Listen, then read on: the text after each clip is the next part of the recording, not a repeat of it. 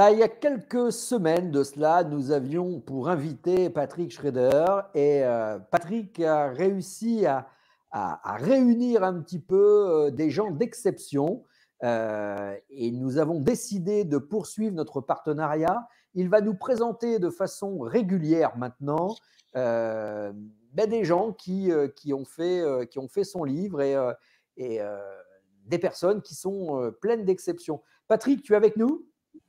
Bonjour Ludovic. Bonjour Patrick, alors je ne sais pas si j'ai bien résumé un petit peu ce que tu y fais, mais ton livre a permis en fait de croiser la route de gens d'exception et maintenant nous avons décidé ensemble que tu vas nous présenter de façon régulière des gens qui ont croisé ta route et qui méritent d'être mis dans la lumière. Ben écoute, effectivement, donc j'ai fait un livre en 3 tomes qui s'appelle Le fil rouge d'entre nos vies et qui rassemble, comme tu le dis, donc des portraits de personnes qui ont un handicap, mais qui ont fait de cet handicap de leur faiblesse une force.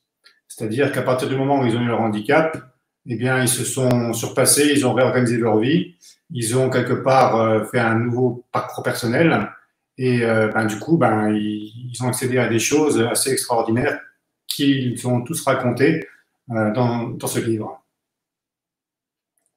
Alors aujourd'hui, tu vas nous présenter Alice. Parle-nous un petit peu d'Alice avant qu'elle nous rejoigne dans cette émission. Donc Alice, c'est le deuxième portrait du premier tome du livre. Alice, donc c'est une personne qui a un problème de surdité. Donc surdité pratiquement à 90%, donc pratiquement totale. Donc pour elle, ça a été un parcours du combattant, comme on peut l'imaginer, depuis son enfance, donc mise à l'écart, problème d'intégration au niveau des autres. Et donc elle a pris sur elle, et quelque part au fur et à mesure, elle a justement fait de son handicap une force, à savoir que elle s'est surpassée, elle s'est dit il n'y a pas de raison que je ne puisse pas, au même titre que les autres, m'intégrer. Et de fil en aiguille, donc là maintenant elle a un rôle au niveau municipal, ou elle va avoir un rôle au niveau municipal. Elle a été nommée Miss Andy Bretagne et Miss Andy France. Donc, je veux dire, elle se sert de son statut pour pouvoir véhiculer des messages qui, justement, parlent du handicap de manière positive. Ce que tu nous présentes maintenant, en fait, a été élue Miss Handicap France, c'est-à-dire c'est une Miss France du handicap. C'est bien ça? C'est bien ça. Elle nous en parlera mieux que nous, mais c'est tout à fait ça. Eh ben, si tu veux bien, on va tout de suite la rejoindre. Bonjour Alice. Bonjour Alice. Bonjour Patrick, bonjour Ludovic. Ça va, tu es en forme? Alors, Alice. Je sais, Patrick, que tu as préparé déjà quelques questions pour nous présenter Alice, donc je vais te laisser le soin de nous la présenter. D'accord. Donc, dans le cadre de mon entretien avec Alice, nous ferons appel à quelques signes pour qu'elle puisse mieux communiquer avec moi au niveau des questions et de ses réponses. Bonjour Alice. Bonjour Alice. Nous allons commencer, si tu veux bien. Je vais te poser la première question. Donc, tu es atteinte de surdité et tu souhaites informer sur le handicap, notamment par ta présence dans la vie publique depuis quelques années et récemment dans la vie locale. Alors, déjà Patrick, vraiment, je suis très contente de pouvoir faire partie de ton petit livre. Et du coup, je m'appelle Alice Angusto. Je suis donc Miss Andy Bretagne 2015, première dauphine Miss Andy France 2015, ainsi que dernièrement première dauphine Miss Bretagne, Miss Beauté Bretagne 2019. Je suis aussi, comme tu l'as dit, élue dans ma ville pour le mandat à venir, pour essayer justement d'aider à changer la vision sur le handicap et accompagner au mieux nos concitoyens. Tu vois, je pense que c'est un point qu'il faut vraiment mettre en évidence, le fait que Alice est bien placée par rapport à son handicap pour en parler au niveau de la vie publique. Donc ça demande un certain courage et une volonté assez importante de sa part Et c'est vraiment déjà là un premier exemple du fait qu'elle ait récupéré sa faiblesse pour en faire une force, je trouve. Alors, Alice est bretonne, elle est de où exactement? Tu es de quelle ville? Tu as dit, Patrick? Quelle ville? Tu es de quelle ville? On est passé à la question 2 avec ma profession. Non, tu habites quelle ville? Ça, Non, je peux pas te dire. c'est pas grave. On passe dans ce cas à la question numéro 2. Donc, quelle est ta profession, Alice? Alors, actuellement, je suis naturopathe. Je suis en train de créer mon entreprise. Il faut savoir qu'à cause de mon handicap, mon parcours a été assez chaotique. J'ai fait un baccalauréat général. Ensuite, j'ai fait un CAP petite enfance parce que je voulais travailler avec les enfants. Mais je me suis retrouvée coincée parce que on a trouvé que c'était pas assez sécurisé qu'une personne malentendante s'occupe d'enfants en bas âge. Donc, j'ai jamais pu vraiment trouver d'emploi là-dedans. J'ai poursuivi avec une licence de psychologie. Le schéma, c'est un petit peu répété parce que si on veut être psychologue, eh ben, il faut échanger avec les gens et si on n'entend pas, ça marche pas. C'est comme ça que j'ai débuté une formation aussi de langue de signes. Et puis, ben, j'en ai eu un peu marre, donc j'ai décidé de faire une formation pour me mettre à mon propre compte en tant que naturopathe pour pouvoir enfin apporter une contribution et quelque chose aux gens, quoi, parce que c'était vraiment mon but.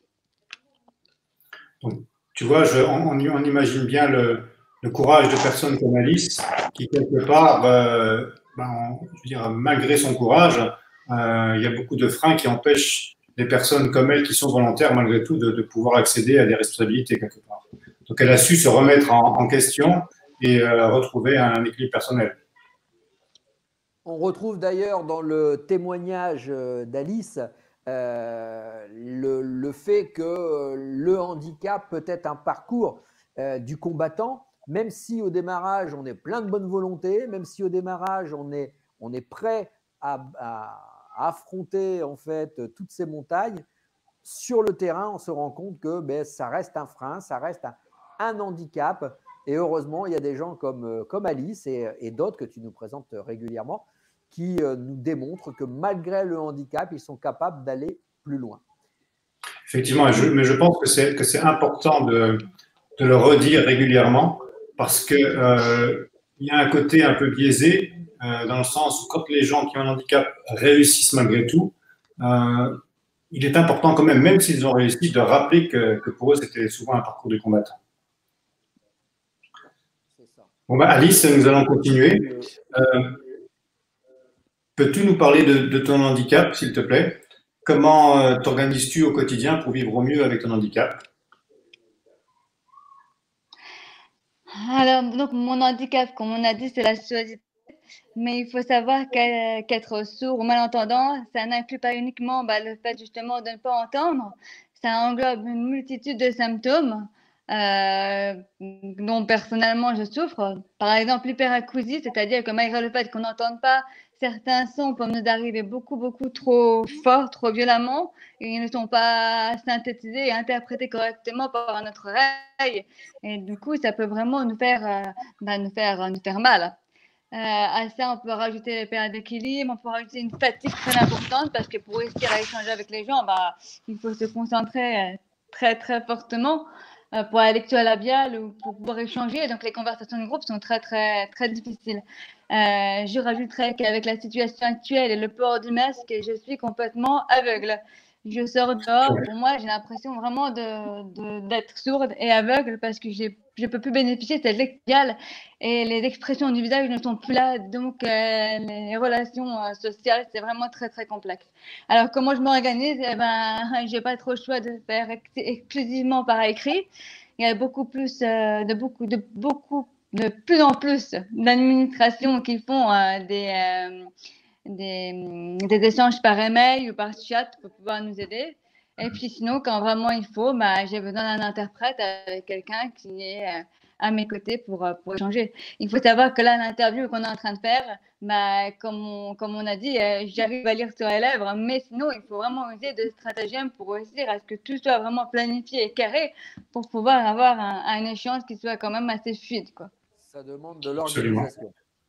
Tu vois, je pense que c'est important déjà de préciser, comme l'a fait Alice, que une personne sourde, ce n'est pas uniquement une perte d'audition importante, c'est tout ce que ça peut entraîner comme symptômes liés à cette perte d'audition. Comme le disait très bien Alice, ben, la perte d'équilibre et plein d'autres symptômes liés. Les gens souvent pensent que la surdité, qui est un gros symptôme, se limite à ne pas entendre, mais il y a aussi beaucoup de répercussions autres. Donc c'est important effectivement de le souligner. Alors, ce qui est important également d'avoir souligné, c'est qu'aujourd'hui, avec ces contraintes sanitaires, on est obligé de porter le masque.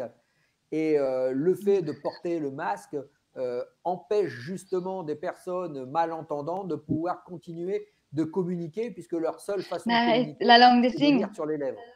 Mais le souci actuel, c'est qu'en fait, on dit aux sourds et aux malentendants d'apprendre la langue des signes, mais ça serait plutôt aux entendants de l'apprendre parce que bah, c'est eux qu'on ne comprend pas, finalement. Exact. C'est très important ce que dit Alice. Je trouve que c'est très important ce que dit Alice, qu'effectivement, c'est aussi aux entendants d'apprendre cette langue, quoi. Et bon, après, c'est une grande réflexion, mais c'est vrai qu'on parle toujours de la personne qui a un handicap et qui doit apprendre des moyens différents pour communiquer, mais peut-être aussi que pour que la communication se fasse, une communication, c'est toujours à double sens. Peut-être aussi qu'il faudrait habituer les personnes qui sont en écoute à apprendre cette langue des signes, effectivement.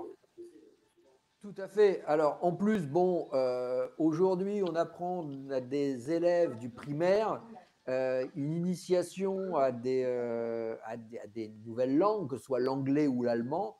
On pourrait très bien imaginer que dans le cadre de la scolarité, en primaire, les élèves puissent effectivement apprendre la langue des signes.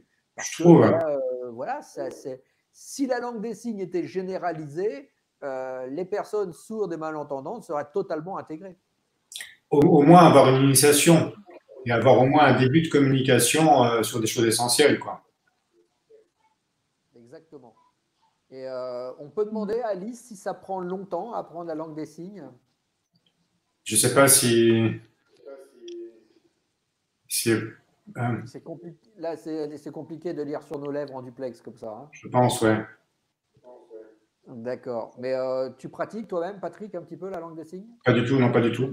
Justement, c'est justement la question, tu vois, je veux dire, la remarque que je fais, ben, je me l'applique à moi-même, dans le sens où ce sont des questions qu'on ne se poserait même pas si on était, à partir du moment où on est en contact avec des personnes qui ont ce handicap, qu'on se pose ce genre de questions.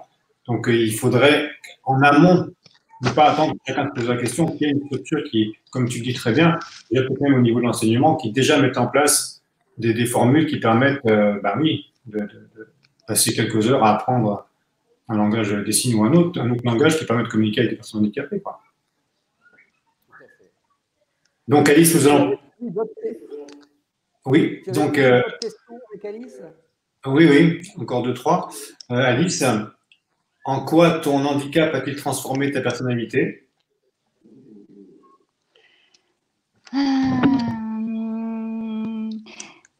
Ta question, elle est compliquée parce que est-ce que c'est un handicap qui fait la personnalité ou est-ce que c'est la personnalité qui fait le handicap? Moi, j'ai pas du principe que j'ai perdu mon audition quand j'avais 6 ans. J'ai eu la chance d'entendre avant, mais du coup, le fait de perdre brutalement ton audition comme ça nous met dans une bulle. Donc, je me suis retrouvée très introvertie sur moi-même.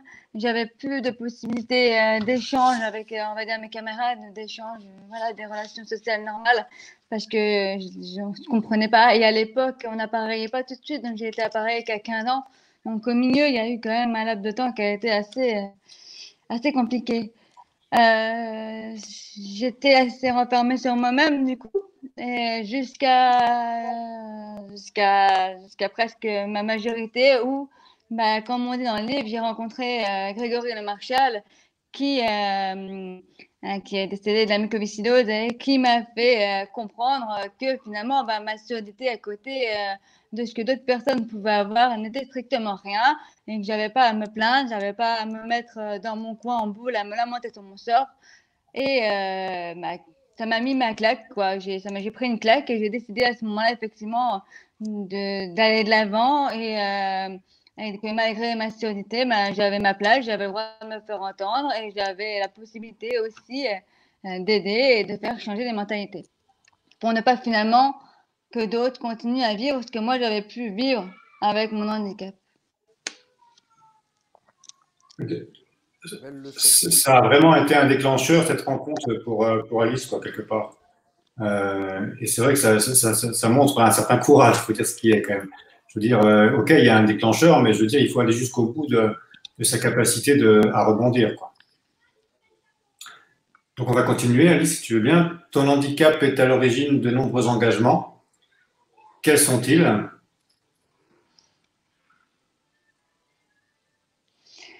Alors du coup, grâce à mes titres, effectivement, ça m'a donné la force de me faire entendre parce que finalement, avant, ça marchait pas. J'avais beau essayer de me faire entendre, mais avec mon handicap, il y avait des problèmes au niveau bon, on n'était pas pris au sérieux. Il y a beaucoup d'étiquettes sourd égale forcément idiot, alors qu'en fait, c'est pas parce qu'on a forcément des problèmes d'expression pour s'exprimer ou quoi qu'on n'est pas intelligent derrière et qu'on n'est pas capable de faire comme les autres. Et du coup, c'est vrai que quand j'ai eu ce titre de Miss, mais j'ai pu un peu taper du poing sur la table et me faire entendre en disant que le handicap invisible, il est là. Essayez d'ouvrir les yeux, accepter que votre premier jugement sur les gens n'est pas forcément bon et d'essayer d'aller de voir plus loin que la première image. Donc, du coup, j'ai pu devenir marraine de deux associations. La première, c'est l'oreille blanche que j'ai là, de ce côté-là. C'est un petit pin qui permet justement de montrer qu'on est malentendant ou sourd et que la personne en face doit essayer de nous prendre de faire en sorte qu'on puisse avoir un échange qui puisse être possible.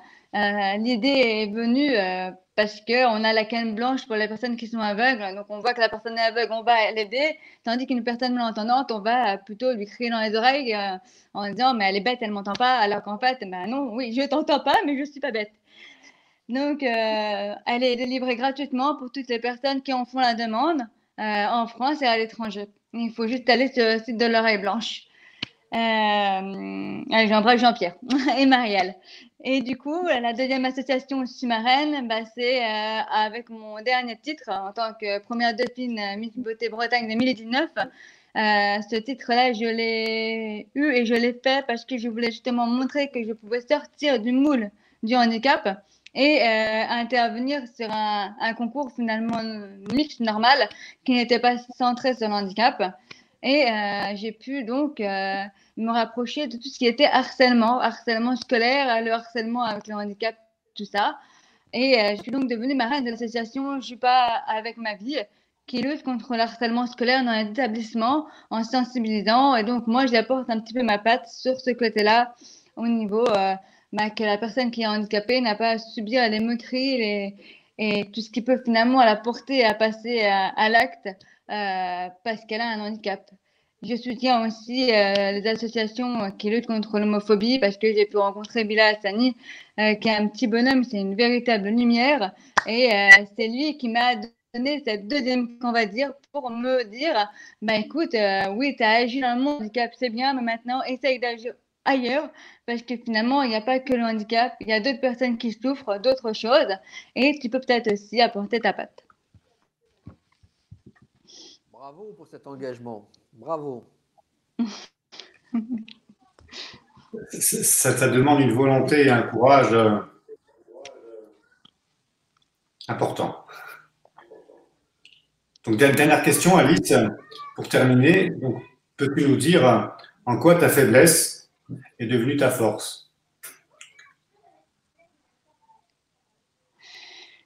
Alors, pour finir, du coup, pour répondre à ta question, on va dire que oui, bien sûr, c'est sûr, c'est devenu une force, mais il a fallu l'apprivoiser, il a fallu devenir copine avec elle, on va dire, l'accepter pour avancer et pouvoir faire, on va dire, front ensemble.